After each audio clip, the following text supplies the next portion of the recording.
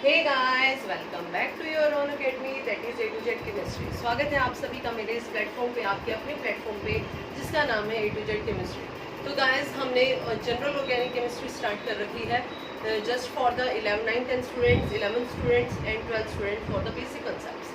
तो हमने इसी सीरीज के अंदर IUPAC नेमिंग अपनी खत्म करी है और डेली के डेली में शॉर्ट्स डाल रही हूँ IUPAC नेमिंग से रिलेटेड, ताकि आप रोज के रोज एक नया टॉपिक सॉल्व, नया क्वेश्चन सॉल्व करो और आपका IUPAC नेमिंग का जो कंसेप्ट है वो डे बाय डे पक्का होता चला जाएगा। तो अब हमारे पास जो टॉपिक है वो है जनरल ऑर्गेनिक केमिस्ट्री का।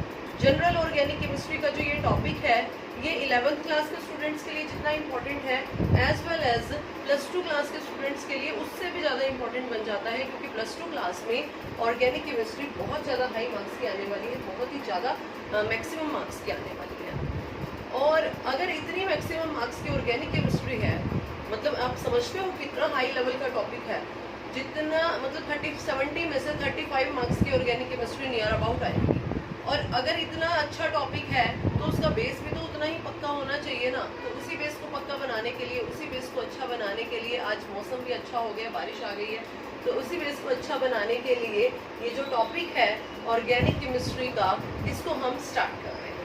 तो हमारे पास जो टॉपिक है जनरल ऑर्गेनिक केमिस्ट्री, उसमें बहुत से बेसिक कंसेप्ट्स हैं जो क्लास 11th में भी काम आएंगे और क्लास 12th में उससे भी ज़्यादा काम आने वाले हैं। क्लास 11th वाले बच्चे उसको अभी से इतना पक्का कर लेना, इतना कंफर्म कर लेना कि क्लास 12th में आपको ऐसे दोबारा सुनना ना पड़े कि पक्का कर लो, क्योंकि क्लास 12th में ऑर्गेनिक केमिस्ट्री का लोड बहुत ज़्यादा है।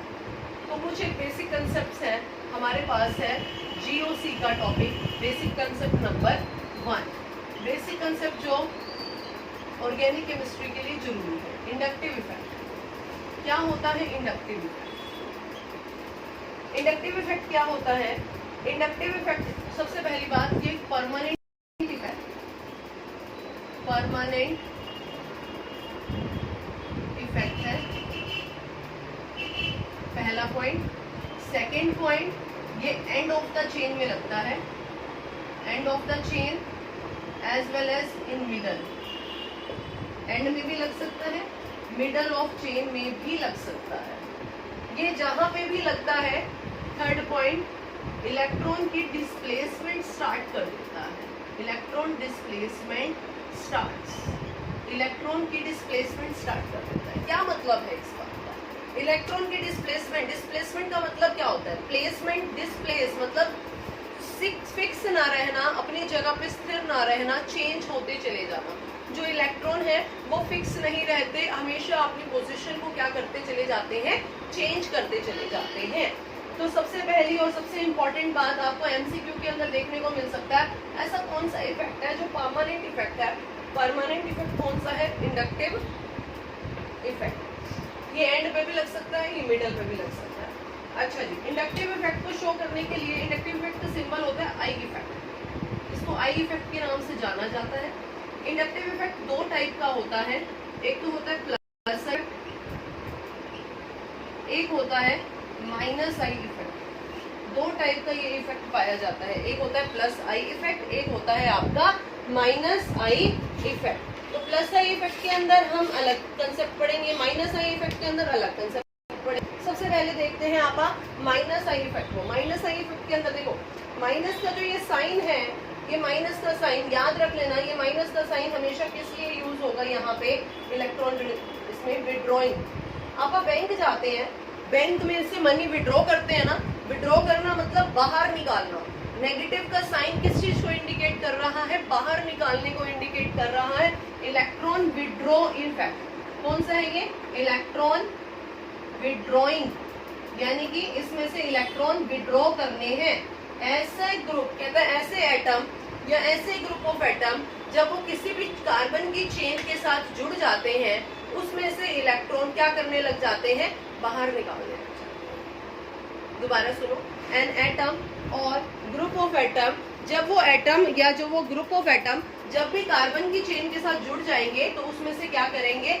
इलेक्ट्रॉन को बाहर निकालने लग जाएंगे, मतलब उसमें से इलेक्ट्रॉन छीनने लग जाएंगे, खींचने लग जाएंगे। तो जब इलेक्ट्रॉन उसमें से खींचने लग जाएंगे तो वहां पे यानी कि जो कार्बन की चेन है उसके पास इलेक्ट्रॉन की कमी हो जाएगी। सारे के सारे इलेक्ट्रॉन, मान लो मेरे पास मैं एक इलेक्ट्रॉन विड्रॉइंग ग्रुप, मैंने जिसके साथ भी जुड़ी उसमें से इलेक्ट्रॉन लेने लग गई, उसका खून चूसने लग गई, ठीक है। अगर उसका खून चूसने लग गई तो जिसमें से मैं बेचारी में से खून चूस रही हूँ उसमें से क्या हो गया, इलेक्ट्रॉन की कमी हो गई ना। यही बात यहाँ पे मैं बताना चाह रही हूँ। ये एक ऐसा एटम होता है या एक ऐसा ग्रुप ऑफ एटम, एक तरीके से जोंक होता है, जब किसी के साथ चिपक गया ना उसमें से सब कुछ चूस लेगा। अब मैं ऐसा एग्जाम्पल देना चाहती हूँ, जैसे पुराने जमाने में किसी, आपने सुना होगा छोटे छोटे बच्चों के सिर में जू पड़ जाती थी, वो जो जू पड़ जाती थी वो कहते नहीं खून चूसती है, जिसके ऊपर चिपक गई उसका खून चूस लेती है। यानी कि एक एटम या एक ग्रुप ऑफ एटम जब भी किसी एटम के साथ, जब भी किसी कार्बन की चेन के साथ जुड़ जाती है तो उसमें से उसका खून चूसती है। और यहाँ पे उसका खून क्या है, इलेक्ट्रॉन, उसके नस नस में इलेक्ट्रॉन बसा है, तो उसमें से इलेक्ट्रॉन चूसने लग जाती है, मतलब विड्रॉ करने लग जाते हैं, खींचने लग जाते हैं। तो जिसमें से इलेक्ट्रॉन खींचा वहां पे क्या हो गई, इलेक्ट्रॉन की कमी हो गई, और जिसके पास इलेक्ट्रॉन आया वहां पे क्या हो गया, इलेक्ट्रॉन ज्यादा हो गया। तो एग्जांपल की हेल्प से इसको समझने की कोशिश करते हैं। सबसे पहले देख रहे हैं minus I effect. Minus I effect का एग्जांपल समझने की कोशिश करो। ये कार्बन की चेन है, कार्बन की चेन के साथ मैंने एक ऐसा एटम जोड़ा जो इलेक्ट्रॉन विड्रॉइंग था नेचर वाइज। फॉर एग्जाम्पल मेरे पास है क्लोरीन। क्लोरीन का काम क्या है, एक खून चूसना। खून चूसना मतलब इलेक्ट्रॉन को अपनी तरफ खींचना। अगर ये इलेक्ट्रॉन को अपनी तरफ खींचेगा तो इसके ऊपर खुद के पास कितना चार्ज डेवलप हो जाएगा, नेगेटिव। थोड़ा सा ही इसने लिया अभी तो डेल्टा नेगेटिव। यहाँ पे कौन सा डेवलप हुआ, डेल्टा पॉजिटिव। ये बात समझ रही हो।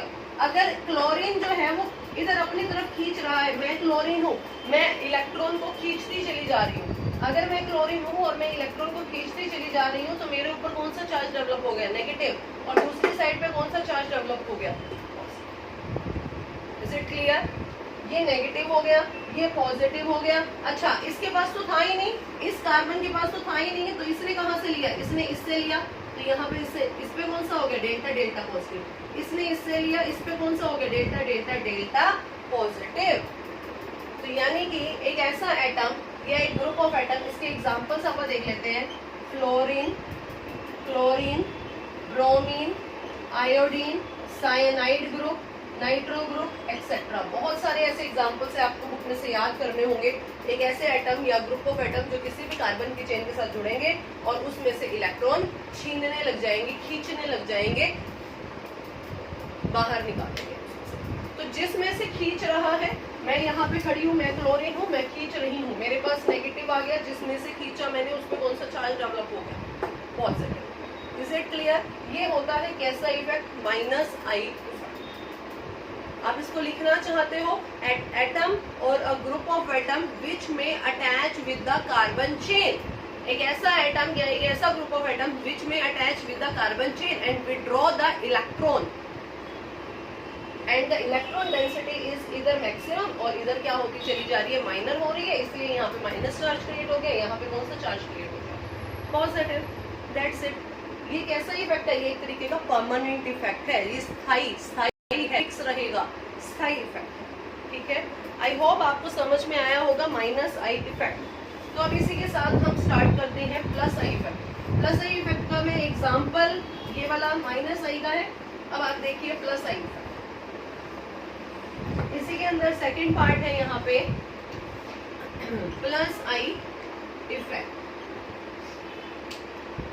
कहता है ऐसा एटम या ऐसा ग्रुप ऑफ एटम जो कार्बन की चेन के साथ ज्वाइन करेगा और इलेक्ट्रॉन डोनेट करेगा। वो क्या करता था, इलेक्ट्रॉन विड्रॉ करते थे ना, आप बैंक में जाते हैं मनी विड्रॉ करते हैं, मतलब पैसे लेके आ जाते हैं। अब दूसरी तरफ भाई साहब मेरे पास ज्यादा पैसे हो गए, मैं बैंक में जमा करवाने जा रही हूँ, मतलब डोनेट तो नहीं करती, जमा ही करवाती हूँ। यहाँ पे क्या है, देना, इलेक्ट्रॉन डोनेटिंग ग्रुप। बट ये क्या है, ये परमानेंट दे देता है, इसलिए ये दान कर दिया। कहते नहीं गुरु दक्षिणा दे दी। अरे तुम गुरु दक्षिणा में क्या दोगे, अरे एक लाइक कर दो, सब्सक्राइब कर दो, है ना, सब्सक्राइब कर दो, अपने फ्रेंड्स तक शेयर करवा दो, यही गुरु दक्षिणा बहुत है। तो इलेक्ट्रॉन डोनेटिंग ग्रुप ये एक परमानेंट इफेक्ट है, इसीलिए कि डोनेट आ जाता है यहाँ पे। जैसे कहते हैं शादी के बाद कन्यादान दे दिया, कन्यादान दे दिया, इसका मतलब लड़की, फादर ने अपनी लड़की को दान में दे दिया, वो अलग बात है, ऐसा कुछ होता नहीं है। फादर डॉटर का रिलेशनशिप बहुत प्योर है और वो हमेशा वैसा नहीं रहता, बट कहने में आता है कि वो इलेक्ट्रॉन डोनेट हो गया, यानी कि यहाँ पे एक ऐसा, यानी कि कार्बन की चेन के साथ, अब मैंने कहा यहाँ पे क्या ग्रुप जुड़ा हुआ है, मान लो मैंने यहाँ पे कहा CH3 ग्रुप, ये कार्बन की चेन के साथ एक ऐसा ग्रुप है जिसका नेचर क्या है, +I। ये क्या काम करता है, ये देने का काम करता है। क्या देने का काम करता है, इलेक्ट्रॉन। अगर ये दे रहा है तो इस पे कौन सा चार्ज, अब मैं दे रही हूँ, मेरे पास कमी हो गई ना, मेरे पास कौन सा चार्ज डेवलप हो गया, प्लस। जिसको दे रहे हो उस पे कौन सा चार्ज डेवलप हो गया, माइनस। ये वाला इसके पास भी फालतू है, आगे दे देगा डेल्टा डेल्टा नेगेटिव, आगे दे देगा डेल्टा डेल्टा नेगेटिव, ऐसे ही चार्ज ट्रांसफर होते चले जाएंगे, delta delta delta delta negative. ये प्रोसेस चलती है लगातार, कार्बन की चेन के अंदर चलती चली जाती है। इलेक्ट्रॉन का जो इफेक्ट है वो हमेशा परमानेंट रहता है। -I के अंदर इलेक्ट्रॉन विड्रॉ करते हो, जबकि +I इफेक्ट के अंदर इलेक्ट्रॉन डोनेट किया जाता है। आई होप आपको ये इफेक्ट अच्छा लगा होगा। ये एक ऐसा इफेक्ट है जो +2 में या +1 में ऑर्गेनिक के कंसेप्ट को समझने में बहुत ही अहम भूमिका निभाता है। आई होप आपको क्लियर हुआ होगा। फटाफट से एक बार इसको देख लीजिए। इसी के साथ मैं इसको रब कर रही हूँ। नेक्स्ट इफेक्ट है आपके पास इलेक्ट्रोमेरिक इफेक्ट। नेक्स्ट इफेक्ट में स्टार्ट करवाने जा रही हूँ इलेक्ट्रोमेरिक इफेक्ट।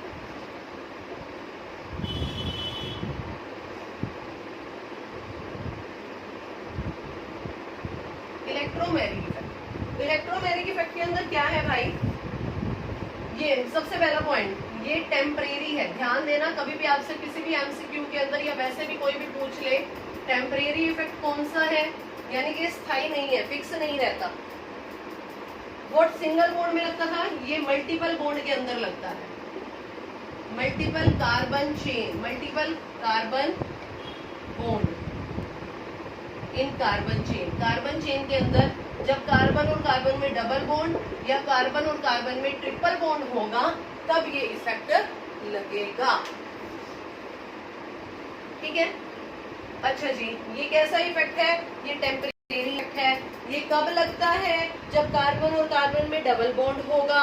अच्छा, एक स्पेशल बात यहाँ पे, सबसे ज्यादा स्पेशल बात कौन सी है, इसको लगाने के लिए एक इंट की जरूरत होती है जिसका नाम होता है attacking reagent. Attacking reagent is necessary here. पिछले वाले में किसी भी अटैकिंग रिएजेंट की जरूरत नहीं थी, यहाँ पे अटैकिंग रिएजेंट की जरूरत होती है।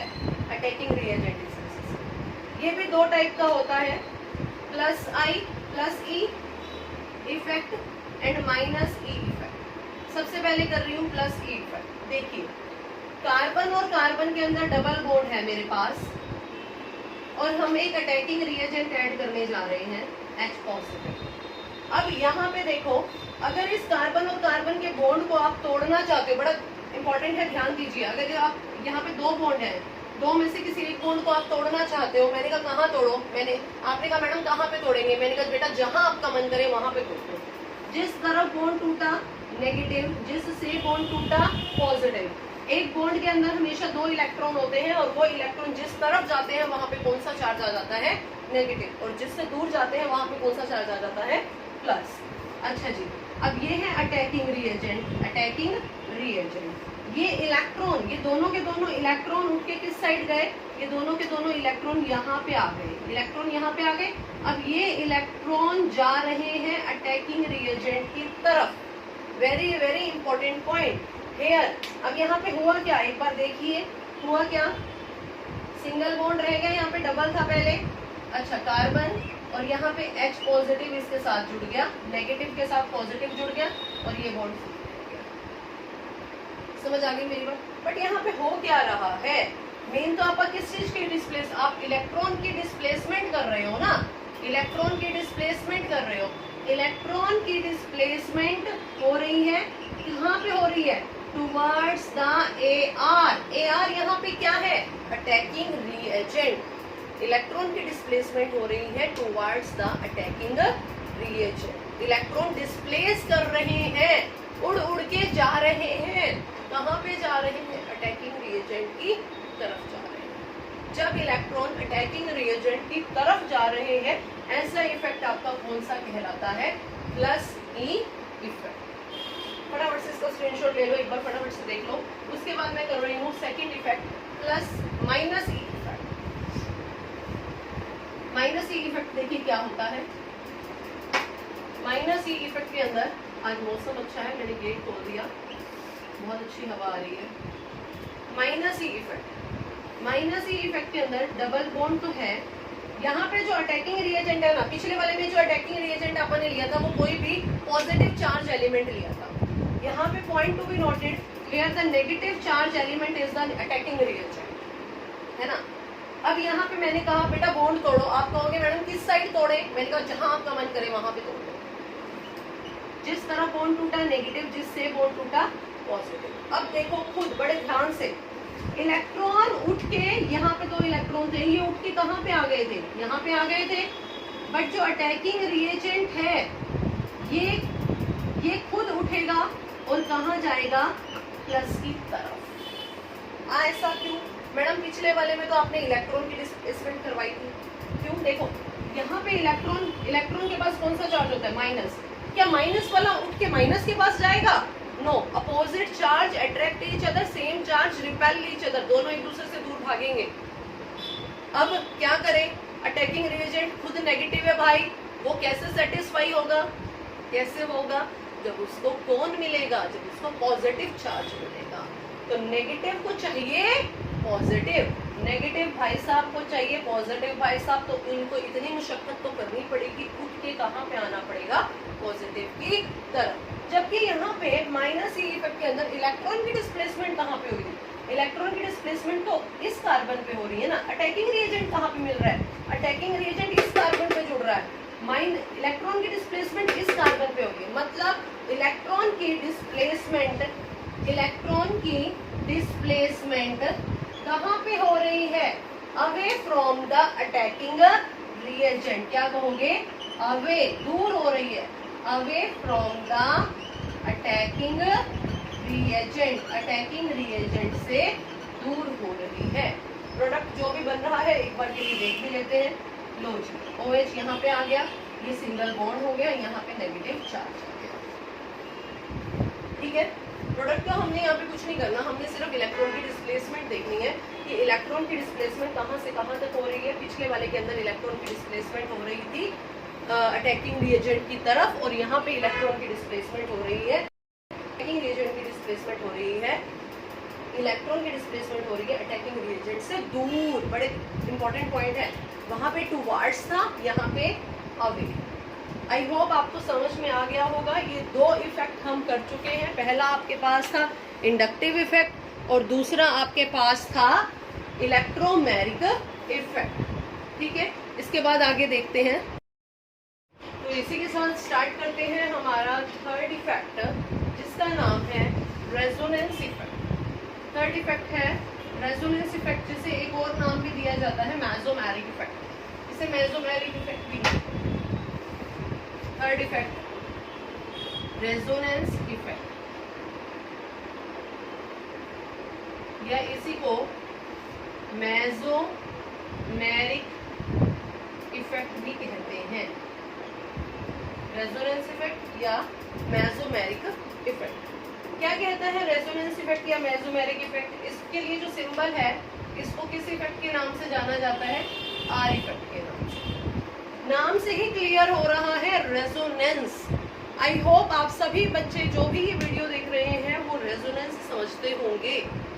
क्या होता है रेजोनेंस?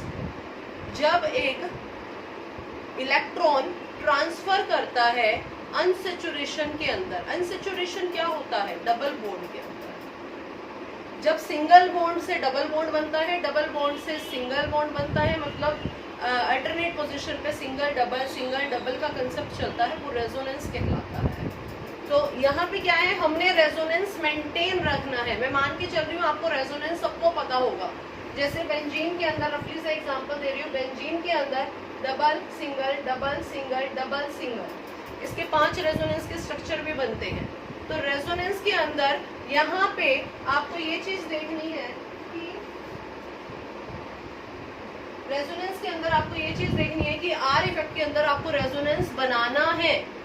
रेजोनेंस के अंदर एक ऐसा इफेक्ट कहता है एन एटम और ग्रुप एटम है या ग्रुप ऑफ एटम है जो कार्बन की चेन के साथ जुड़ेगा और वहां पे रेजोनेंस बनाने की कोशिश करेगा, रेजोनेंस इफेक्ट लेके आएगा।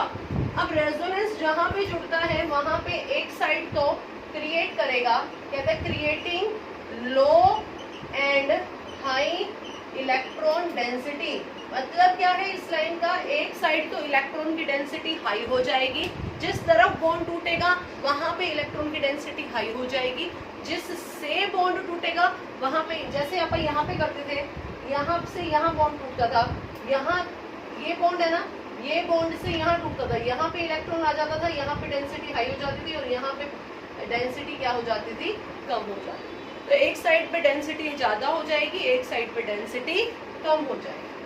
रेजोनेंस इफेक्ट दो टाइप के हैं, एक होता है प्लस आर इफेक्ट, दूसरा है minus are effect. Plus are effect के अंदर क्या चीज है, प्लस आर इफेक्ट के अंदर है भाई, कहते हैं एग्जांपल को देखिए, फ्लोरो, क्लोरो, ब्रोमो, आइडो, OH ग्रुप, कहते हैं एक्सेट्रा, OM ग्रुप, ऐसे एटम या ऐसे ग्रुप ऑफ एटम इसके अंदर आते हैं। एक बात बताऊं, यहाँ पे प्लस आर के अंदर जो माइनस आई वाले एग्जांपल्स थे ना, माइनस आई वाले एग्जांपल्स, इंडक्टिव इफेक्ट विड्रॉइंग वाले, वो सारे के सारे एग्जांपल्स प्लस आर के अंदर आएंगे, याद रखना, ठीक है। ऐसे एटम या जो ग्रुप ऑफ एटम जो ये वाले एग्जांपल्स लेके बैठे हैं, ये क्या, ये इलेक्ट्रॉन की डेंसिटी को देखो, CH2 double bond CH2 CH 2 3 2 1 3 CH2 Cl, यहाँ पे मान लो ये आपके पास, तो क्लोरीन के पास ये इलेक्ट्रॉन है, ये इधर देगा, ठीक है, यहाँ से ये बॉन्ड का बॉन्ड शिफ्ट होता चला जाएगा, ये इधर चला जाएगा और यहाँ से ये वाला इधर हो जाएगा, यानी कि ये क्या बनाने की कोशिश कर रहा है, ये रेजोनेंस बनाने की कोशिश करेगा। मेन आपने ये चीज ध्यान रखनी है, एक ऐसे ये एग्जांपल्स याद रखने हैं, ये जितने भी एग्जांपल्स है ना, फ्लोरो, क्लोरो, ब्रोमो, आइडो, OR का, OH का, ये सारे एग्जांपल्स जब भी जुड़ते हैं तो ऐसे एटम्स आएंगे जो इलेक्ट्रॉन विड्रॉइंग होते हैं नेचर वाइज, बट यहाँ पे ये क्या कर रहे हैं, ये सारे के सारे इलेक्ट्रॉन को क्या कर रहे हैं, रेजोनेंस बनाने में पार्टिसिपेट कर रहे हैं। दूसरी तरफ है आपके पास माइनस आई इफेक्ट। माइनस आई के अंदर ये एग्जांपल्स आ जाएंगे, आर का हो जाएगा, CH3 का आ गया, CHO का आ गया, C डबल बॉन्ड O का आ गया, कीटो ग्रुप का आ गया, जितने भी फंक्शनल ग्रुप हैं वो सब इसके अंडर आ गए। तो आपने इसको याद रखना है कि कौन कौन से एटम और कौन कौन से एटम रेजोनेंस बनाने में हेल्पफुल किस हिसाब से होंगे। यहाँ पे आपको एग्जांपल्स याद रखने, माइनस आर के कौन कौन से एग्जांपल्स हैं और प्लस आर के कौन कौन से एग्जांपल्स हैं। इसको अप्लाई करने से ज्यादा बेहतर आपके इसके एग्जांपल्स याद रखने होंगे। अब ये काम क्या करता है, ये रेजोनेंस लाता है, और कोई भी स्ट्रक्चर जब रेजोनेंस के अंडर आ जाता है उसकी स्टेबिलिटी 4 गुना ज्यादा बढ़ जाती है। जब भी किसी के अंदर रेजोनेंस आया, चाहे वो प्लस आर आ जाए चाहे वो माइनस आर आ जाए, उसकी स्टेबिलिटी, एक तो है आपके पास सिंपल कंपाउंड, एक है ऐसा कंपाउंड जिसके अंदर रेजोनेंस इफेक्ट आ गया, उसकी स्टेबिलिटी पे 4 इसलिए ये इफेक्ट जो आई होप आपको समझ में आ गया होगा। नेक्स्ट इफेक्ट हम स्टार्ट करते हैं। नेक्स्ट इफेक्ट मेरे पास है, ये ऐसा इफेक्ट है जो बच्चों को बहुत मुश्किल लगता है, थोड़ा सा ध्यान से समझने की कोशिश करना। नेक्स्ट इफेक्ट है मेरे पास हाइपर कंजुगेशन, और ये आज की क्लास का लास्ट टॉपिक है, hyper conjugation effect. Hyper conjugation effect क्या कहता है, देखो इसे जिसने दिया था उसके नाम से भी इनको जाना जाता है, baker and Nathan effect. Baker and Nathan effect, या इसी को नो बॉन्ड रेजोनेंस भी कहते हैं, नो बॉन्ड रेजोनेंस, इसी को नो बॉन्ड रेजोनेंस भी कहते हैं। बेकर एंड नाथन इफेक्ट भी इसी को कहा जाता है, इसे ही नो बॉन्ड रेजोनेंस भी कहा जाता है। हाइपर कंजुगेशन इफेक्ट, देखो नाम से क्लियर हो रहा है, नो बॉन्ड, बॉन्ड के आगे नो लग गया, काटा लग गया, मतलब बॉन्ड हटेगा। क्या होता है इसके अंदर? डीलोकलाइजेशन होती है। डीलोकलाइजेशन का मतलब समझ गए कि इलेक्ट्रॉन डिस्प्लेस हो रहे हैं। Delocalisation of sigma bond, sigma के बॉन्ड। सिग्मा बॉन्ड कौन सा होता है? Single bond. जहां पे कार्बन और कार्बन में, कार्बन या हाइड्रोजन में या किसी भी कंपाउंड के अंदर जब सिंगल बॉन्ड प्रेजेंट होता है वो होता है single sigma bond. Delocalisation of sigma bond to pi bond. Delocalisation हो रही है, सिग्मा बॉन्ड कन्वर्ट हो रहा है सिंगल से लेके कहां पे? पाई बॉन्ड की तरफ। एंड क्या क्रिएट कर रहे हैं वो? Create an unsaturation. अनसेचुरेशन का मतलब क्या है? डबल बॉन्ड बनाया जा रहा है। ठीक है, सुनो देखते हैं क्या है इसका एग्जांपल समझो, इसके डेफिनेशन पे मत जाओ, एक बार इसका एग्जांपल समझिए। CH3 CH double bond CH2, ये आपके पास एग्जांपल है। अब मैंने कहा ये वाला जो एग्जांपल है इसके अंदर ये जो CH3 है इसको कैसे कैसे लिख सकते हैं आप? इसको ऐसे लिख सकते हैं HHH।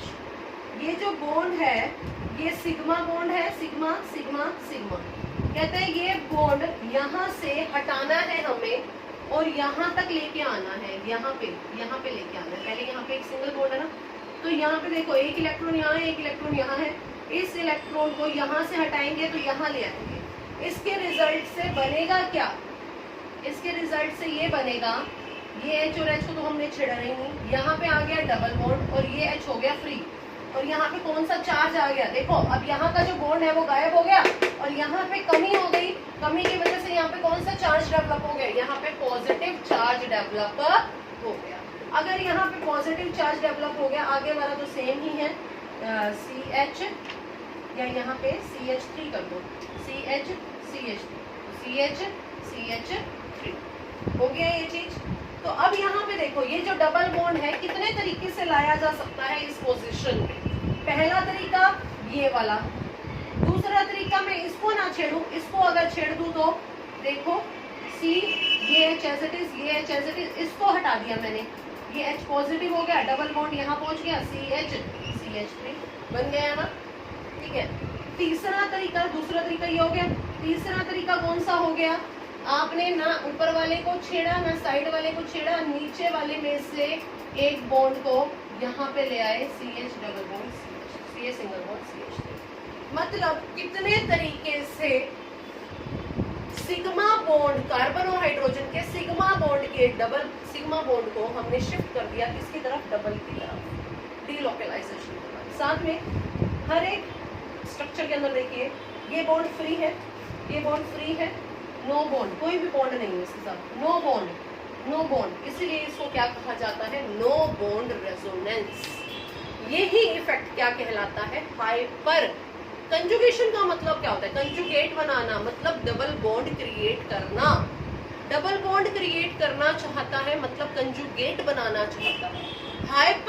हाइपर क्या होता है? कहते नहीं हाइपर क्यों हो रहा है भाई, गुस्सा क्यों हो रहा है? हाइपर का मतलब गुस्सा करना, मतलब उत्तेजित हो जाना, भड़क जाना, ज्यादा हो जाना। इसका मतलब कितने तरीके हैं यहाँ पे जो डबल बॉन्ड बना? एक तरीका, दो तरीका, तीन तरीका। इन वेज से यहाँ पे डबल बॉन्ड बन सकते हैं, मतलब हाइपर वेज मैंने बता दिए डबल बॉन्ड को डेवलप करने के। आई होप आपको मेरी क्लास अच्छी लगी होगी। इस कंसेप्ट के साथ GOC का पार्ट 1 आज मैं पूरा करती हूँ। 4 कंसेप्ट मैंने आपको बता दिए, चारों के चारों कंसेप्ट टॉप मोस्ट इंपॉर्टेंट है। ऑर्गेनिक केमिस्ट्री में हर एक जगह कहीं पे भी आपको जब भी कोई कंसेप्चुअल क्वेश्चन करना होगा तो ये बहुत इंपॉर्टेंट है। जितना हो सके अपने सर्कल के अंदर इसे शेयर करिए और इस पार्ट को अच्छे से अच्छा पढ़ने की कोशिश करिएगा। Okay, bye bye, take care.